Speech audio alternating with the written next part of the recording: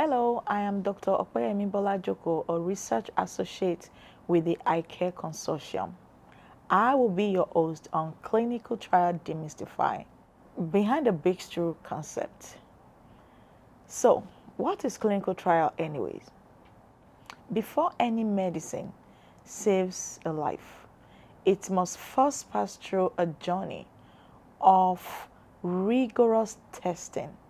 That journey is called clinical trial.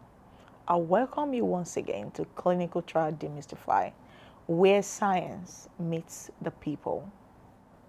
I am a prostate cancer scientist of 8 years of experience, and I am honored to be your scientific host for Clinical Trial Demystified.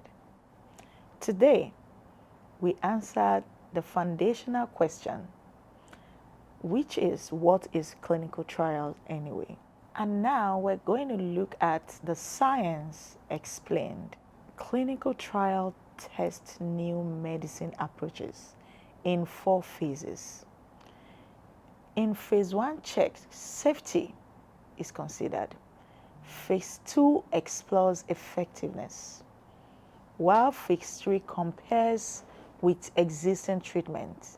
And in phase 4, we monitor long-term impacts. Before any trial begins, it must pass through strict ethical and safety check by an institution, an institutional review board or IRB. The 4 phases of clinical trial will be explained shortly. Every medicine, vaccines, or treatment you've ever used had to go through a journey called a clinical trial. Now, let's walk through the 4 main phases of clinical trial. Phase 1. The question will be, is it safe? Most researchers test the treatment in small group of people to make sure it is safe. They are looking for side effects and figuring out the right dose. Is it safe? That is the big question here. It's the big question in phase 1. Phase 2, does it work? Next, more people try it. Researchers check if the treatment actually works and how well it works. If it works, they also keep an eye out for safety. Does it do what it's supposed to do? These are the questions asked in phase 2. Then we move on to phase 3. The question here would be, is it better? This is the big test. Hundreds or even thousands of people take part in this phase. The new treatment is compared to what already exists or what's already available. Is it better or just as good with fewer side effects? These are the questions asked in phase 3. Then we move on to phase 4. Here, this is real life checking. Even after approval, the journey isn't over. Researchers keep watching how the treatment works in real world over time. Does it stay safe and helpful for everyone? These are the questions asked in phase 4.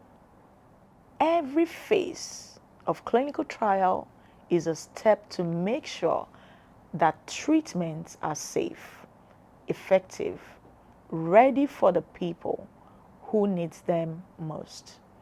And remember, you can be part of that journey. You're welcome to another question. The question we're asking now is, what's at stake in clinical trial? Without participants, there is no progress. Without diversity, there is no accuracy. Consider BD, a drug for heart failure, in early trial. it failed. It showed no benefits, partly because the participant pool lacked diversity.